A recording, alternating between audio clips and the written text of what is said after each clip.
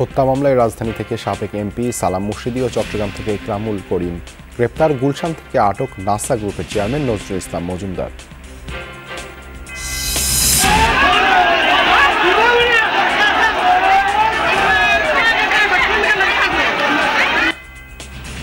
পোশাক শ্রমিকদের বিক্ষোভে দুদিন ধরে অচল নবীনগর চন্দ্রা অংশ। ঢাকা টাঙ্গাইল মহাসড়কে আটকে আছে অসংখ্য যান। গাজীপুর চৌরাস্তায় অবরোধ। 30 ঘন্টা ধরে বয়া রয়েছি, যাত্রী সবাই আছে, গরমে জীবন যান বাইরে যাইতেছে। ফ্যাক্টরি আর খুলে নাই, অনেক ডেট দিছে বেতন দেওয়ার, কিন্তু দেয় নাই। আজকে মাসের 1 তারিখ, আমাদের বাড়ি ভাড়াটা কে দেবে? পানা দানা দান ক্লিয়ার করব, আমরা রুট ছেড়ে দেব।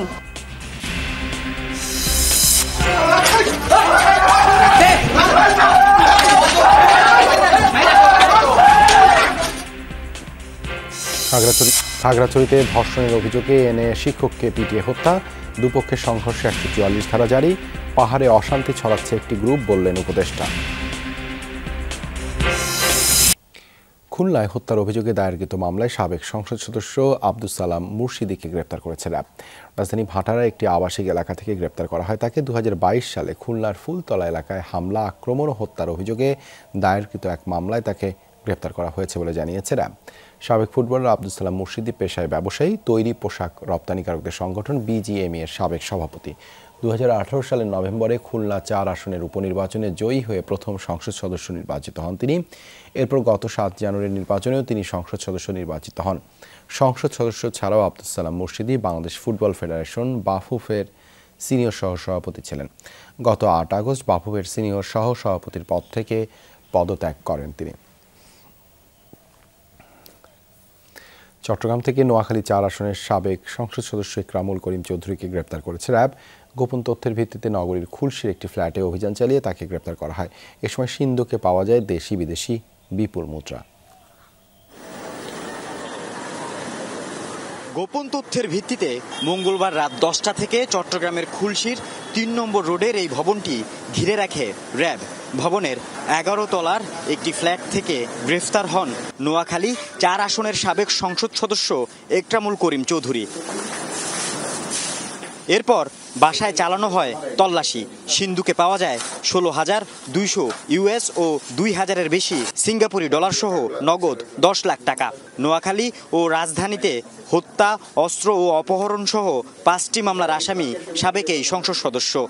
গোয়েন্দা তথ্যের ভিত্তিতে আমরা অভিযান পরিচালনা করি র্যাব সাথে একটি আভিযানিক দল এবং আমরা তাকে গ্রেফতার করতে সক্ষম হই। তল্লাশি কার্যক্রম চলমান আছে। ইতিমধ্যে আমরা তার কাছ থেকে প্রায় 10 লক্ষ বাংলাদেশি টাকা পেয়েছি, 16,000 ইউএস ডলার পেয়েছি এবং প্রায় 2,000-এর মতো সিঙ্গাপুরি ডলার পেয়েছি। জব্দ হওয়া দেশি বিদেশি মুদ্রা ব্যবসা সহ চিকিৎসার জন্য রাখা হয়েছে বলে দাবি করেন ইকরামুল করিম। আমি একজন বিজনেসম্যান, আমি চিটং এর বার্তা অপারেটর, আমি চিটং এর শিপিং, আমার 6-7টা জাহাজ। তা আমার কাছে 10 লাখ টাকা থাকা এটা তো কোনো অস্বাভাবিক কিছু না। আর আমি 9টা রিং বসানো, আমি বিদেশে চিকিৎসার জন্য যেতে হয়। নোয়াখালী 4 আসনের টানা 4 বারের সংসদ সদস্য ইকরামুল করিম। টানা 17 বছর জেলা আওয়ামী লীগের সাধারণ সম্পাদকের দায়িত্ব পালন করেছেন তিনি। ছিলেন বেশ প্রভাবশালী। হত্যা, বিস্ফোরক এবং অস্ত্র মামলায় গ্রেফতার হওয়ার পর আদালতে বিচারের মুখোমুখি হবে নোয়াখালী 4 আসনের সাবেক এমপি ইকরামুল করিম চৌধুরী। আল আমিন শিকদার, যমুনা নিউজ, চট্টগ্রাম। কুষ্টিয়া 4 আসনের সাবেক সংসদ সদস্য আব্দুর রউফকে গ্রেপ্তার করেছে র্যাব।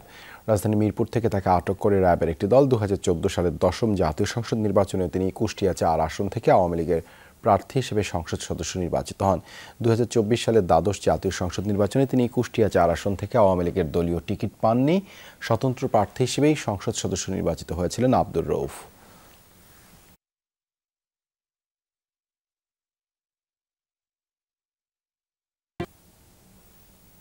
এদিকে রাজধানী গুলশান থেকে এক্সিম ব্যাংকের সাবেক চেয়ারম্যান ও নাসা গ্রুপের চেয়ারম্যান নজরুল ইসলাম মজুমদারকে গ্রেপ্তার করেছে ঢাকা মহানগর গোয়েন্দা পুলিশ।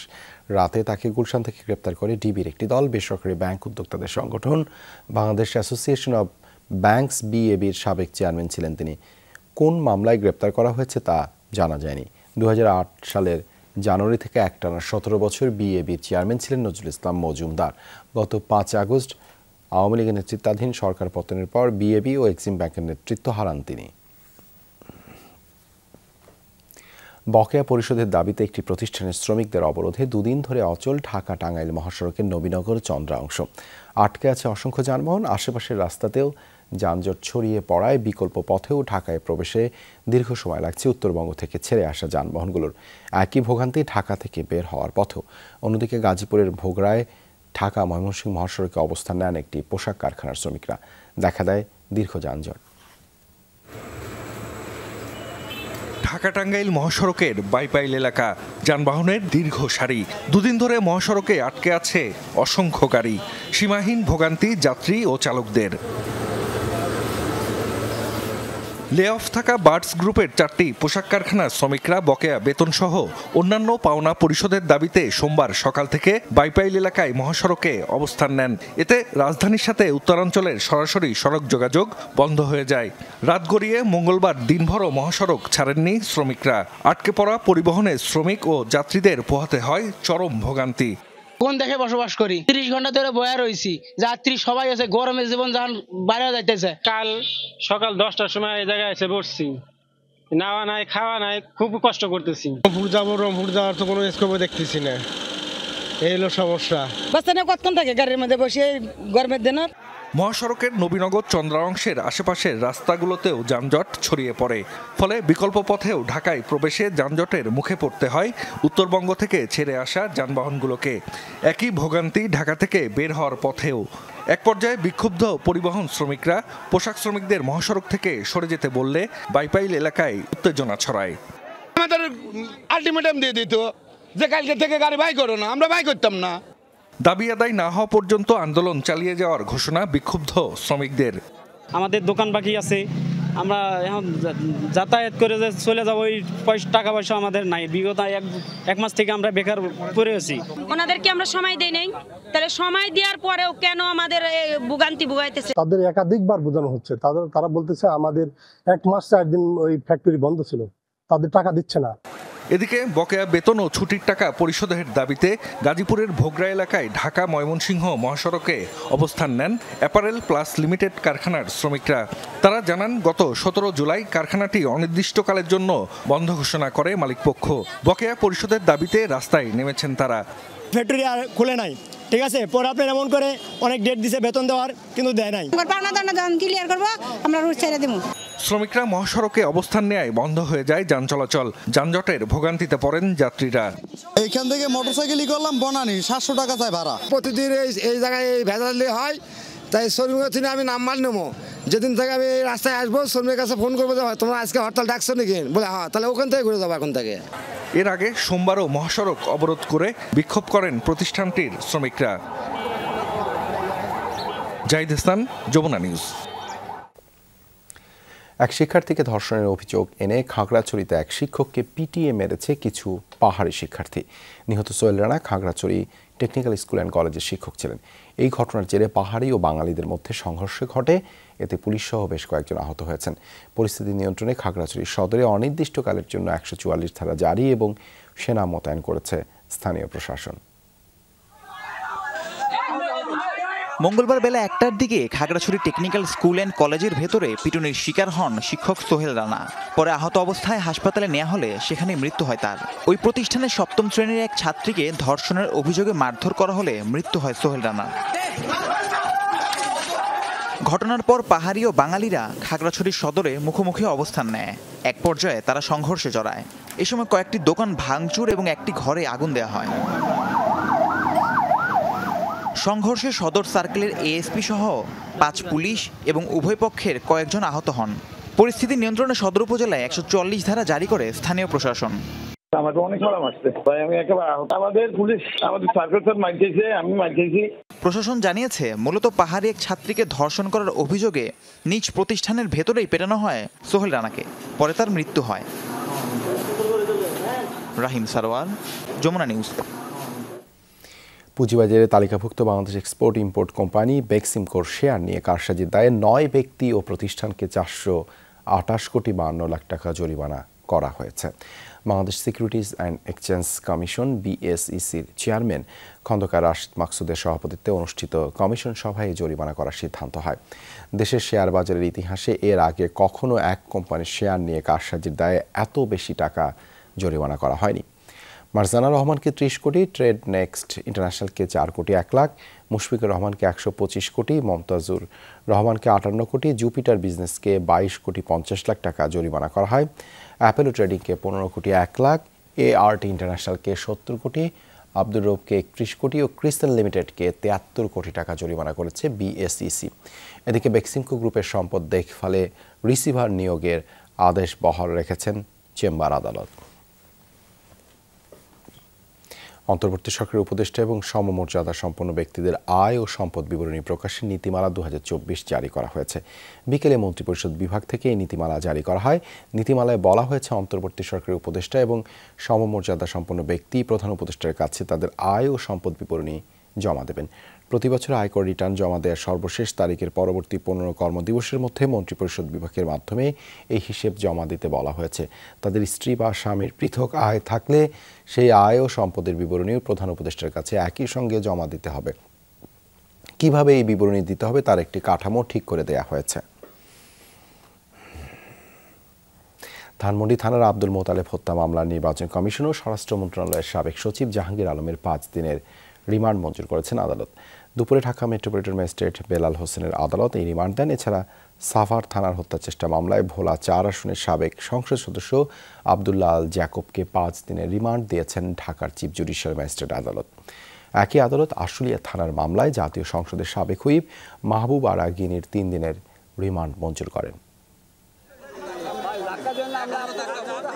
সাবেক নির্বাচন কমিশন সচিব জাহাঙ্গীর আলম শেখ হাসিনা সরকারকে ক্ষমতায় টিকিয়ে রাখতে ডামি নির্বাচন দেয়ার কারিগর হিসেবে তাকে দাবি করা হয়।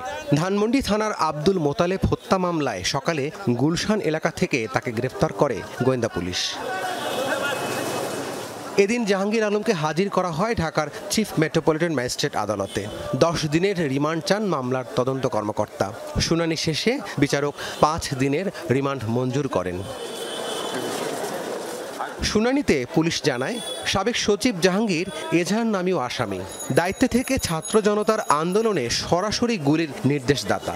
এই হত্যার সঙ্গে পুলিশরা সেখানে ডিপ্লয় ছিল, যারা সেখানে ছিল, যারা এই আন্দোলন দমনের জন্য সেখানে ছিল, তাদের সঙ্গে এই জাহাঙ্গীর আলম তার যোগাযোগ ছিল এবং তার সুস্পষ্টভাবে তার সেখানে সে জড়িত ছিল।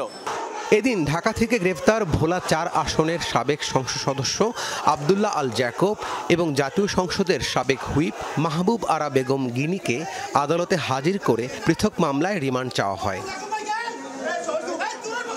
শুনানি শেষে ঢাকার চিফ জুডিশিয়াল ম্যাজিস্ট্রেট সাভার থানার হত্যাচেষ্টা মামলায় জ্যাকবকে 5 দিন এবং আশুলিয়া থানার হত্যাচেষ্টা মামলায় গিনিকে 3 দিনের রিমান্ডের আদেশ দেন। তোমরা রাজপথে থেকে এই আন্দোলনকে তোমরা করবে, স্তব্ধ করে দিবে অথবা আন্দোলনকে তোমরা দমন করবে, সেই হিসাবে বিভিন্ন এমপিদেরকে বিভিন্ন স্পট ভাগ করে দিয়েছিল। সেই হিসাবে ওই এলাকায় এই গিনি তার দায়িত্ব ছিল। 2012 সালে সাভারের আমিন বাজারে বিএনপির মিছিলে নেতাকর্মীদের উপর গুলি করে হত্যাচেষ্টার অভিযোগে এমপি জ্যাকবের বিরুদ্ধে মামলাটি হয়। তবে রাজনৈতিক উদ্দেশ্যে এমন মামলা বলে দাবি আসামি পক্ষের আইনজীবীদের। সুনির্দিষ্ট কোনো অভিযোগ তার বিরুদ্ধে নাই। রাব্বি সিদ্দিকী, যমুনা নিউজ, ঢাকা।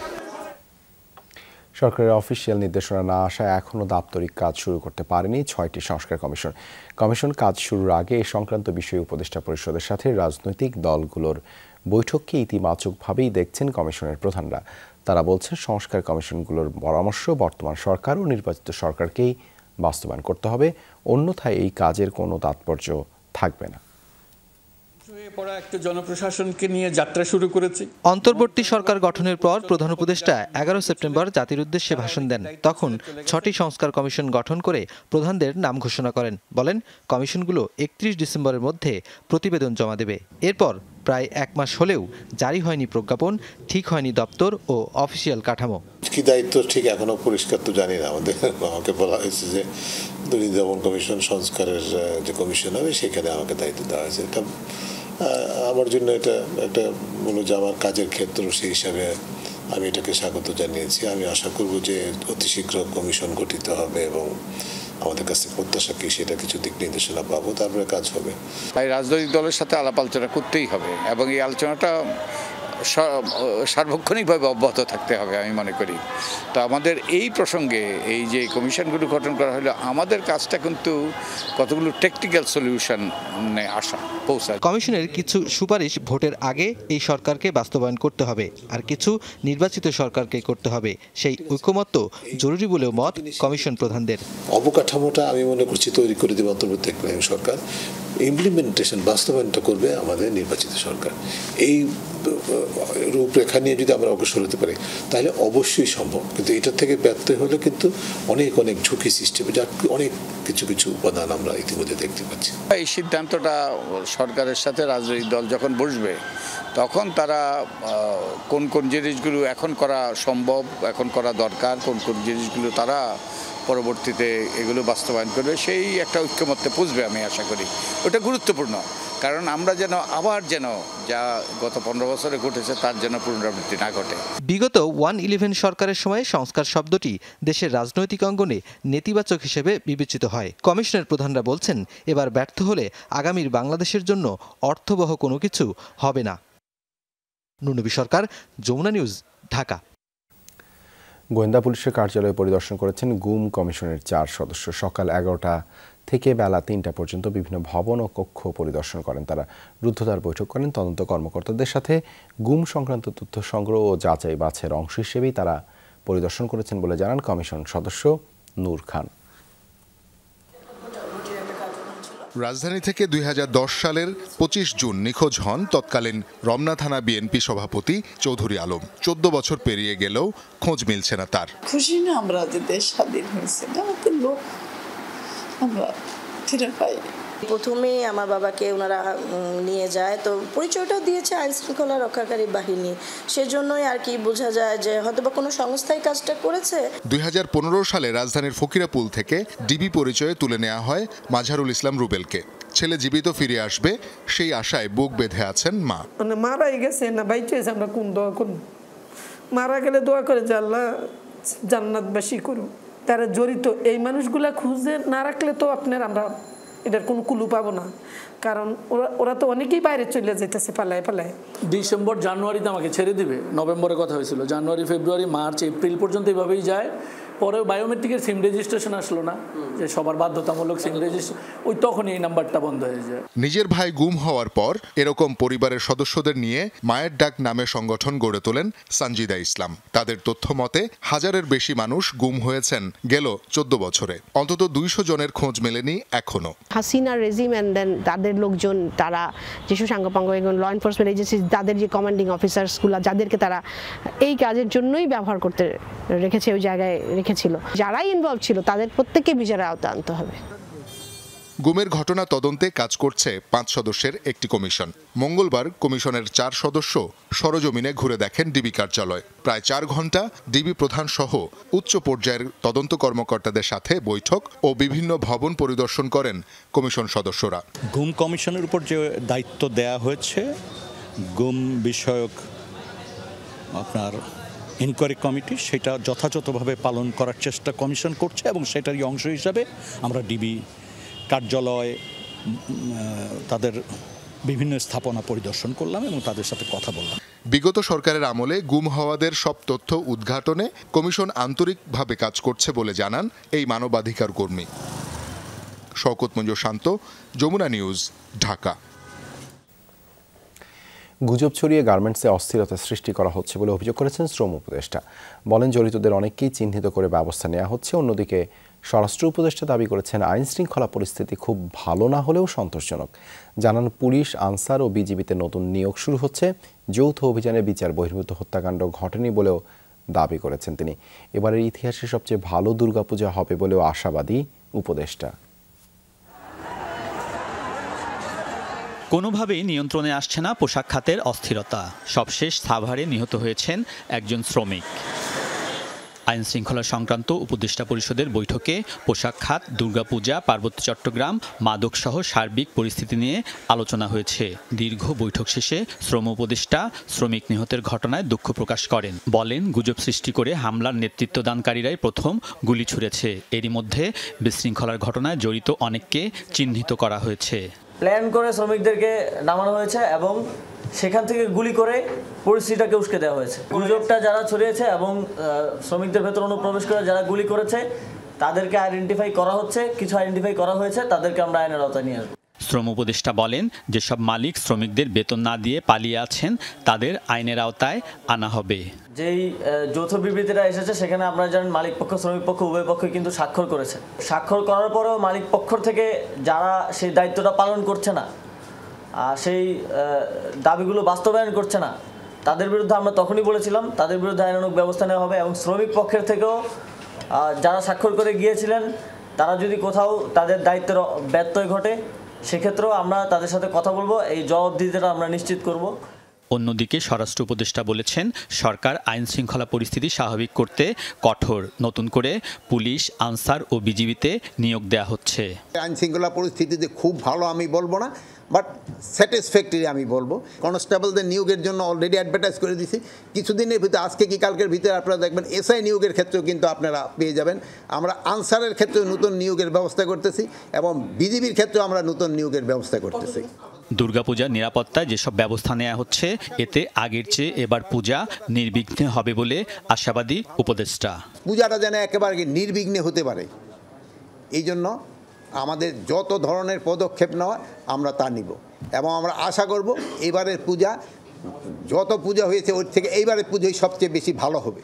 স্বরাষ্ট্র উপদেষ্টা বলেন, পার্বত্য চট্টগ্রাম পরিস্থিতি স্বাভাবিক হয়ে এসেছে, মাজার ও দরগা নিরাপত্তা দিচ্ছে সরকার। যৌথ অভিযানে বিচার বহির্ভূত হত্যাকাণ্ড ঘটেনি বলেও দাবি করেছেন উপদেষ্টা। আলমগীর স্বপন, যমুনা নিউজ, ঢাকা।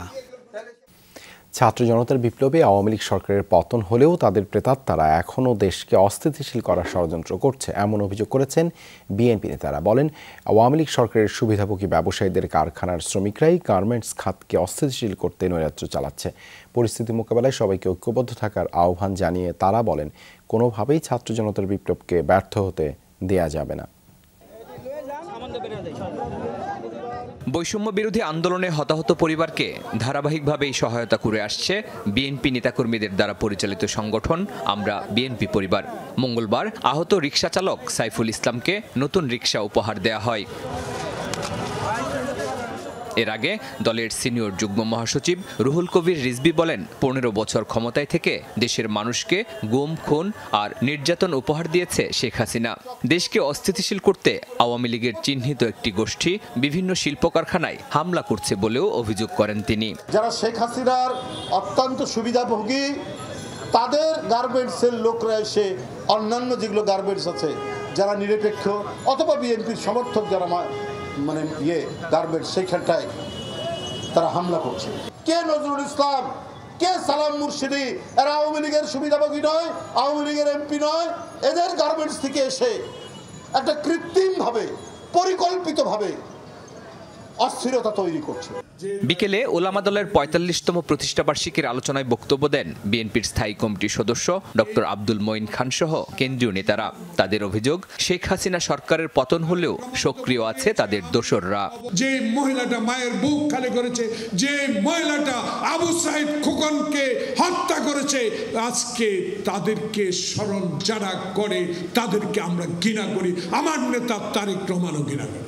বাংলাদেশের ধর্মপ্রাণ মানুষকে মৌলবাদী প্রমাণ করে স্বৈরাচারী আওয়ামী লীগ সরকার চেষ্টা করেছে বাংলাদেশকে একটি আইএস রাষ্ট্র অথবা আফগানিস্তান অথবা এই ধরনের অনেক কিছু বানিয়ে সাজানো নাটকের মাধ্যমে তারা পশ্চিমা বিশ্বের সামনে উপস্থাপন করার চেষ্টা করে। সাম্য ও মানবিক রাষ্ট্র গঠনে ওলামা দলকে আরও কার্যকরী ভূমিকা রাখার আহ্বান জানান বিএনপি নেতারা। আপনারা মাথা উঁচু করে সেই পবিত্র দায়িত্ব পালন করবেন। শরীফুল ইসলাম খান, যমুনা নিউজ, ঢাকা। সংস্কারে গঠিত 6 কমিশনের সুপারিশের পরই নির্বাচনের সময়সীমা জানাবে সরকার। এ অবস্থানের কথা জাতিসংঘ সম্মেলনের ফাঁকে দ্বিপাক্ষিক বিভিন্ন বৈঠকে স্পষ্ট করা হয়েছে বলে জানিয়েছেন পররাষ্ট্র উপদেষ্টা তৌহিদ হোসেন। বলেন, নিউ ইয়র্কে প্রবাসী পেশাজীবীরাও সংস্কার নিয়ে তাড়াহুড়ো না করতে সরকারকে অনুরোধ জানিয়েছেন। জানান, ৭১-এর জন্য আনুষ্ঠানিকভাবে ক্ষমা চাইলে সহজ হবে ঢাকা ইসলামাবাদ সম্পর্ক।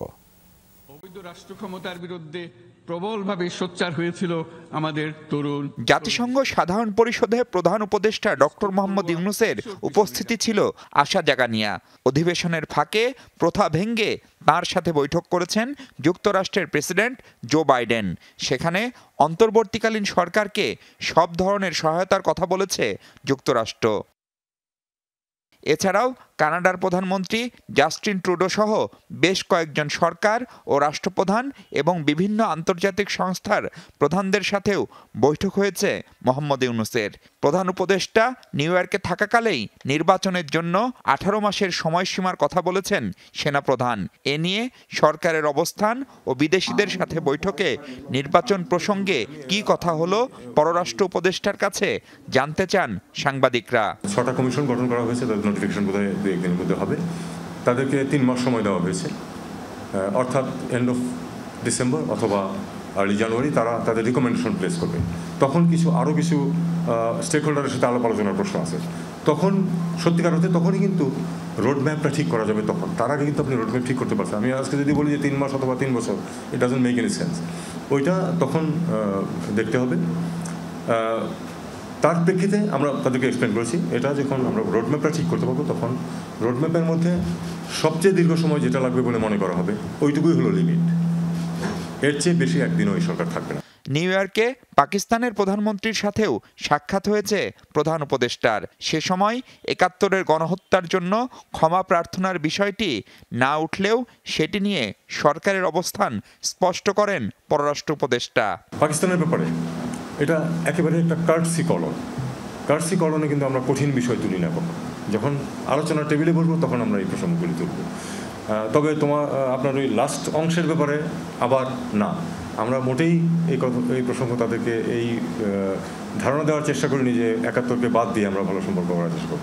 ভালো সম্পর্ক অবশ্যই করার চেষ্টা করব, তবে 71ও থাকবে। জাতিসংঘ বৈঠকের ফাঁকে ভারতের পররাষ্ট্রমন্ত্রী এস জয়শঙ্করের সাথে বৈঠক করেছেন পররাষ্ট্র উপদেষ্টা তৌহিদ হোসেন। সে সময় সম্পর্ক এগিয়ে নেওয়ার বিষয়ে কথা বলেছেন তারা। নভেম্বরে থাইল্যান্ডে ডক্টর ইউনূস নরেন্দ্র মোদী সাক্ষাতের সম্ভাবনার কথাও জানান তিনি।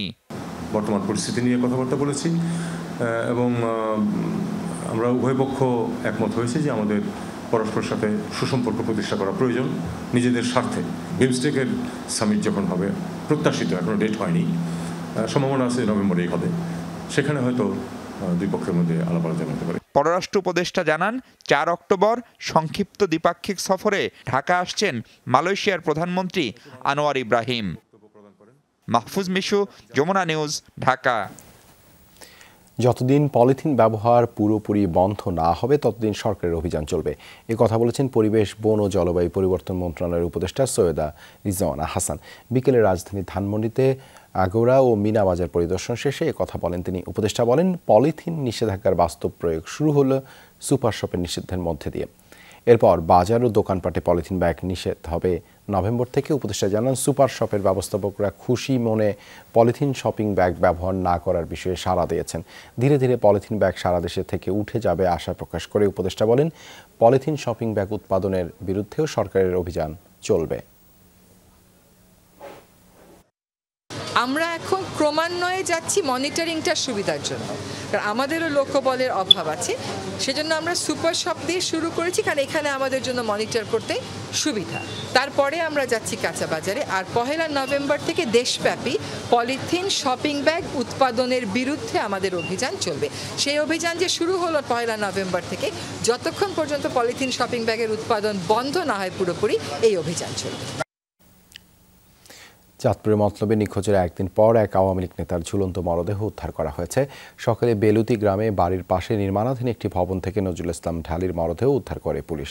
খাঁদেরগাঁও ইউনিয়ন আওয়ামী লীগের সাধারণ সম্পাদক তিনি। স্বজনরা জানান, সোমবার বাড়ি থেকে বেরিয়ে আর ফেরেননি নজরুল। তাকে পরিকল্পিতভাবে হত্যার অভিযোগ পরিবারের। ঘটনাস্থল পরিদর্শন করেছে পিবিআই।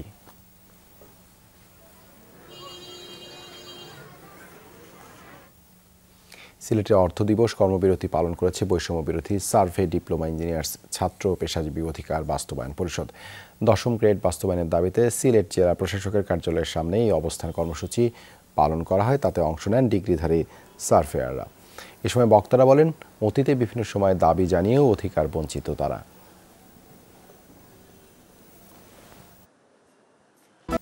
বাংলাদেশের মানুষ আর বিভাজনের রাজনীতি দেখতে চায় না বলে মন্তব্য করেছেন জামায়াতে ইসলামীর আমির ডাক্তার শফিকুর রহমান।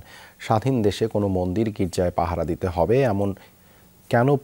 হবে এমন প্রশ্ন রেখে তিনি বলেন, কিছু মতলববাজ লোক এখনও সমাজকে অস্থিতিশীল করার চেষ্টা করছে। রাজনৈতিক মতপার্থক্য থাকবে, কিন্তু দেশের প্রয়োজনে সবাইকে ঐক্যবদ্ধ থাকার আহ্বান জানান জামায়াত আমির। মঙ্গলবার সন্ধ্যায় রাজধানীর চকবাজারে কারা কনভেনশন সেন্টারে এই সুধী সমাবেশের আয়োজন করে চকবাজার থানা জামাতে ইসলামী। সমাবেশে প্রধান অতিথি ছিলেন সংগঠনের আমির ডাক্তার শফিকুর রহমান। এ সময় বক্তারা বলেন, শেখ হাসিনা ক্ষমতা ধরে রাখতে গোটা দেশকে কারাগারে পরিণত করেছিল, এখন ভারতে বসে দেশের বিরুদ্ধে ষড়যন্ত্র করছে। আমরা আমাদের একটা স্বৈরাচারের ফ্যাসিস্টের দেয়াল হয়তো ভাঙতে পেরেছি, কিন্তু এখনো ইট বালু কণা যেখানে যেখানে আছে তারা সেখান থেকে আবার আওয়াজ তোলার চেষ্টা করছে। কোনো অগ্নিসংযোগ চলবে না, কোনো অপ্রীতিকর ঘটনা ঘটানো যাবে না, চাঁদাবাজি চলবে না। এই ব্যাপারে শক্ত প্রতিরোধ গড়ে তোলার জন্য দেশবাসীকে জামাত ইসলামীর নেতাকর্মীকে আহ্বান জানিয়েছিল। আওয়ামী লীগ জনমত ভয় পায় বলেই নির্বাচন ব্যবস্থাকে ধ্বংস করেছে বলে অভিযোগ করেন জামাতের আমির। তিনি বলেন, আওয়ামী লীগ কখনোই ভোটের রাজনীতি করেনি। যারা নিজেরাই নির্বাচনে বিশ্বাস করে না, তাদেরকে আবার আপনি নির্বাচনে আনবেন কিভাবে? তারা তো নির্বাচন চাইলে তাদের আমলেই নির্বাচন দিতে পারত। তাদের তো জনগণের উপরে কোনো আস্থা নাই, এই জন্য নির্বাচন দিতে সাহস করে নাই। আর সাহস করবে কিভাবে? সমাজের কারে বাকি রাখছে, কার উপরে জুলুম করে নাই। বাংলাদেশের মানুষ আর বিভাজনের রাজনীতি চায় না উল্লেখ করে তিনি বলেন, দেশের প্রয়োজনে সবাইকে ঐক্যবদ্ধ থাকতে হবে, রুখে দিতে হবে দুর্নীতিবাজ ও চাঁদাবাজদের। আমরা চাই না আবার সমাজে চাঁদাবাজি হোক, আবার দখলদারি হোক, আবার লুটতরাজ হোক, আবার ঘুষের রমজমা বাণিজ্য করে উঠুক, আবার 500, 700, 2000 গুণ আয় কারো কারো বেড়ে যাক, আবার ব্যাংক ডাকাতি হোক, আবার ব্যবসায়ীরা বঞ্চিত হোক, এগাটে ওগাটে দৌড়াদৌড়ি করুক। এটা আমরা চাই না। স্বাধীন দেশে কেন অন্য ধর্মের মানুষের বাড়িঘর উপাসনালয় পাহারা দিতে হবে এমন প্রশ্ন তুলেন জামাতের শীর্ষ এই নেতা। রেদওয়ান আহমেদ, যমুনা নিউজ, ঢাকা। খাদ্য সচিব হিসেবে ইলাহি দাদ খানের চুক্তিভিত্তিক নিয়োগ বাতিল করা হয়েছে বলে জানিয়েছেন জনপ্রশাসন সচিব। নিয়োগের একদিন পরই অন্তর্বর্তী সরকার বাতিল করল তার চুক্তিভিত্তিক নিয়োগ। জানা গেছে, ইলাহি দাদের বিরুদ্ধে খাদ্য অধিদপ্তরের নিয়োগ দুর্নীতির মামলা আদালতে বিচারাধীন। 2015 সালের অক্টোবরে তার বিরুদ্ধে নিয়োগ দুর্নীতির মামলা করেছিল দুদক। সে সময় তিনি খাদ্য অধিদপ্তরের পরিচালক ছিলেন। এদিকে সংস্কৃতি মন্ত্রণালয়ের সচিব খলিল আহমদকে ওএসডি করা হয়েছে। ওএসডি হয়েছেন আরও 4 অতিরিক্ত সচিবও।